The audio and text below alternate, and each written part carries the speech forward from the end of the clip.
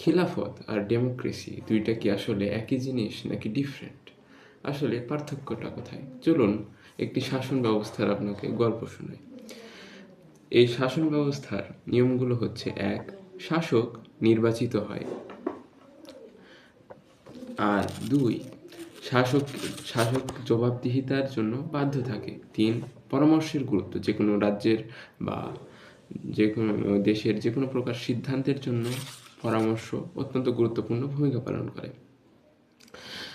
এখানে শাসক আইনের ঊর্ধ্বে থাকে না, অর্থাৎ আইনের শাসন নিশ্চিত হয়। এটা হচ্ছে ৪ নম্বর। আর ৫ নম্বর হচ্ছে জনকল্যাণ, ন্যায় বিচারই প্রাধান্য পায়। এখন আপনি বলুন তো, এটা আমি কোন শাসন ব্যবস্থার কথা বললাম? অনেকে বলবেন এটা হচ্ছে ডেমোক্রেসি। আপনারা ভুল বলেননি। আসলে আমি এখন যে বৈশিষ্ট্যগুলো বললাম এগুলো হলো খিলাফত এবং ডেমোক্রেসির কমন বৈশিষ্ট্য বা সাধারণ মিলগুলো। এবার আসুন এই দুই তাহলে ডেমোক্রেসি আর খিলাফতের মধ্যে পার্থক্যটা কোথায় আমরা সেটাই জানি। সহজ ভাষায় বলতে গেলে বা এক লাইনে যদি আমরা বলতে চাই, খিলাফতে আইনের মালিক আল্লাহ আর ডেমোক্রেসিতে আইনের মালিক হলো জনগণ। আর খিলাফতে যোগ্য ব্যক্তি নির্বাচিত হয়, শুরা বা যোগ্য ব্যক্তি নির্বাচিত হয়।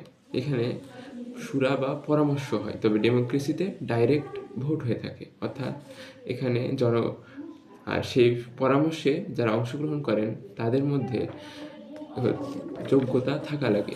আর সেই যোগ্যতাগুলো হচ্ছে ইসলামিক জ্ঞান সম্পন্ন, অর্থাৎ কোরআন এবং সুন্নাহ বুঝেন, ন্যায়পরায়ণ এবং বিশ্বস্ত সমাজে। ৩ নম্বর হচ্ছে সমাজে গ্রহণযোগ্য ও প্রভাবশালী। আর ৪ নম্বর সঠিক সিদ্ধান্ত নেওয়ার ক্ষমতা রাখেন, অর্থাৎ মেইন পয়েন্টটা। এই ধরনের ব্যক্তিগণ আলোচনা করে, আলোচনার মাধ্যমে তারপর তারা একজন শাসককে সিলেক্ট করে।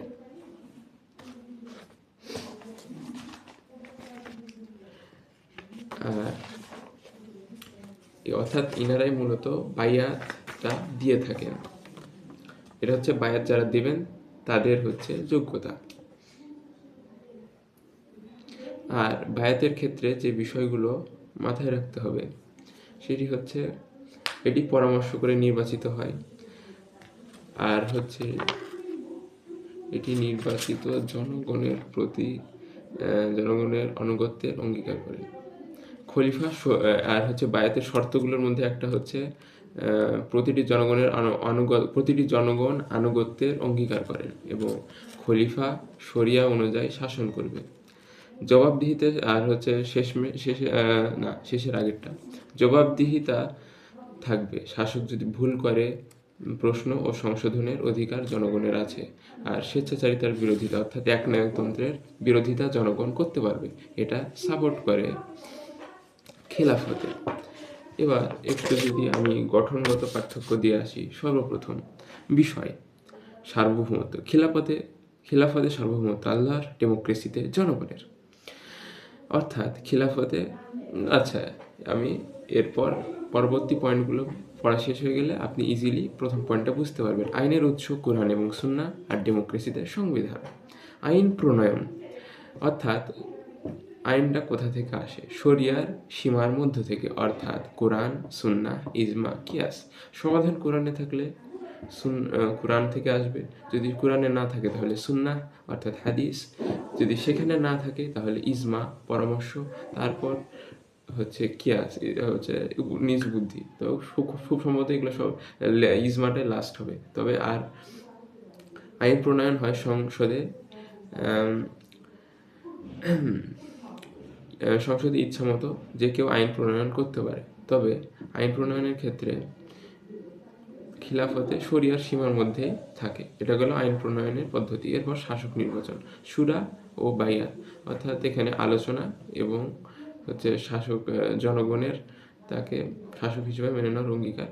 আর ডেমোক্রেসিতে সরাসরি ভোট। আর খিলাফতে একটা জিনিস মানা হয় যে সত্যের মানদণ্ড সংখ্যাগরিষ্ঠতা নয়, আর ডেমোক্রেসিতে সংখ্যাগরিষ্ঠ মতই চূড়ান্ত হয়। আসলে সত্যের মানদণ্ড কখনোই সংখ্যাগরিষ্ঠতা দিয়ে চূড়ান্ত করা যায় না। এ বিষয়ে আপনি যদি একটু চিন্তা ভাবনা করেন তাহলে বুঝতে পারবেন। সংক্ষেপে বলি, যেমন নাৎসি যখন হিটলার যখন ইহুদিদের নিধন করছিল, সে সময় জার্মানির অধিকাংশ লোক, মেজরিটি অফ দ্য পিপল, তাকে সাপোর্ট করেছিল। তার মানে এই নয় যে তারা সঠিক কাজ করেছিল। আবার এটা আবার মনে করেন কোনো একটা নাস্তিক আমাকে বলল যে প্ল্যানেটের সকল মানুষের দ্বারা এটা নির্ধারিত হবে, প্ল্যানেটের সকল মানুষ যেটাকে মেজরিটি যেটা ভাববে সেটাই সঠিক হবে। এখন ধরুন ওনাকে আমি বললাম, ভাই প্ল্যানেটের মেজরিটি মানুষ তো আল্লাহকে বিশ্বাস করে, আপনি কেন বিশ্বাস করেন না? সেখানে ওই ব্যক্তিটা ধরা খেয়ে যাবে। তবে আরেক শ্রেণীর লোক আছেন, ওনাদেরটা আরেকটু ডিপ লেভেলের আলোচনা এবং চিন্তা ভাবনা করলে ওনারা খুব সহজে বিষয়টা বুঝে ফেলতে পারবেন। নৈতিক সীমা, এটি ধর্মীয়ভাবে নির্ধারিত, আর অর্থাৎ খিলাফতে। আর ডেমোক্রেসিতে সামাজিক ও রাজনৈতিকভাবে এটা পরিবর্তনশীল। শাসক নতুন আসলে পূর্ববর্তী নৈতিক সীমাগুলো চেঞ্জ হতে পারে। অর্থাৎ আগে ধরুন প্রেম করা দেশে নিষিদ্ধ ছিল, পরবর্তী শাসক প্রেম করা এমনকি সমকামিতাকে বৈধতা দিয়ে দিল, এটা কোনো সমস্যাই না। এরপর আসে শাসকের ক্ষমতা। শাসকের ক্ষমতা শরিয়া দ্বারা সীমাবদ্ধ। সংবিধান দ্বারা সীমাবদ্ধ থাকে ডেমোক্রেসিতে শাসকের ক্ষমতা। চূড়ান্ত কর্তৃত্ব আল্লাহর, আর ডেমোক্রেসিতে জনগণের সিদ্ধান্ত।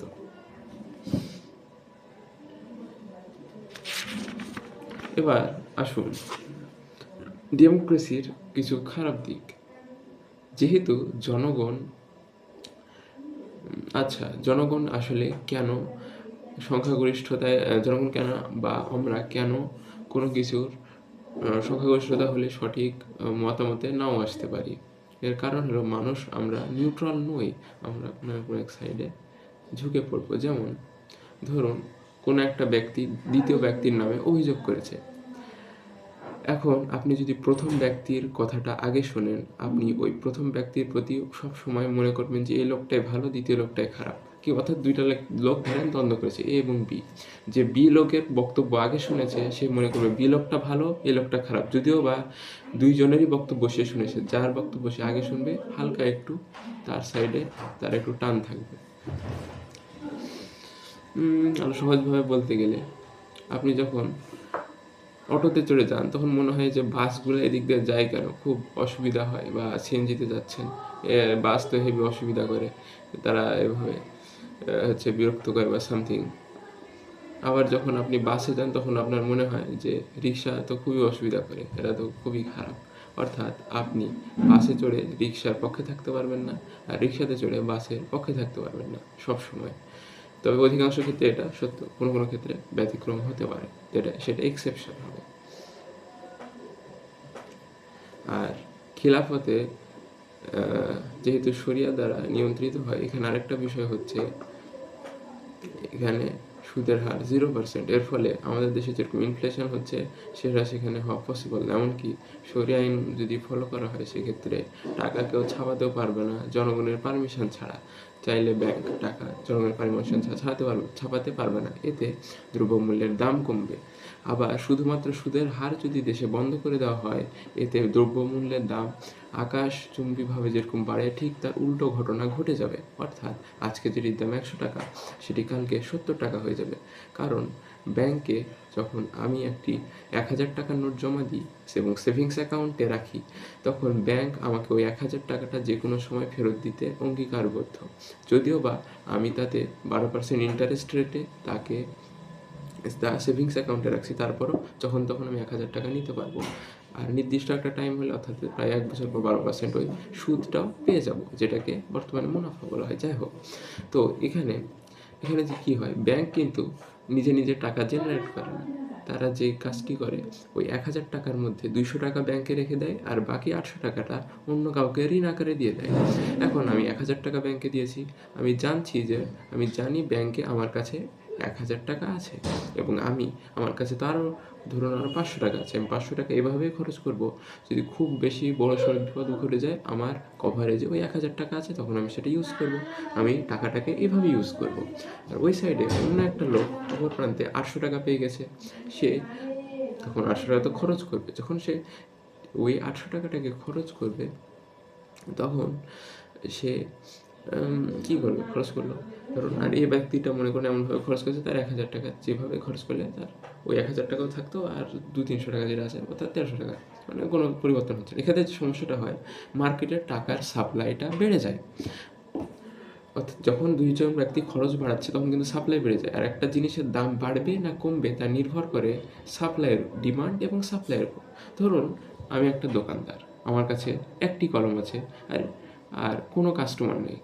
ওই দিন আমাকে তো কোনো কিছু খেতে হবে। তাহলে আমি কি করব? কলমটা বিনামূল্যে বিক্রয় করার চেষ্টা করব অথবা খুবই কম দামে বিক্রি করার চেষ্টা করব। যদি এটার দাম ৳৫ হয় আমি আ ৳৫৮ হলেও আমি চাইবো কারণ কোনো কাস্টমার পাচ্ছি না। তবে এটা বোঝাটা একটু ডিফিকাল্ট। মনে করুন আমার কাছে ৬টা কলম আছে এবং ৬টা কাস্টমার আমার কাছে এসেছে কলম কিনতে। তাহলে আমি ৳৫ তেই সেল করব। কিন্তু ধরুন আমার কাছে কলম আছে ২টা আর সেগুলোতে কোনো সর্বোচ্চ খুচরা মূল্য নির্ধারণ করা নেই। অর্থাৎ আমি নিজে উৎপাদন করেছি, আমি নিজে যে দামে পারি এটা আমি সেই দামে সেল করতে পারি। বোঝানোর সুবিধার্থে বলছি। সেক্ষেত্রে ৬ জন কাস্টমার এসেছে। আমি কি করব? ৳৫ সেল করে দিতে পারবো, কোনো সমস্যা নেই। কিন্তু যদি কাস্টমার থাকে ১২ জন, কলম থাকে আমার কাছে ৬টা, সেক্ষেত্রে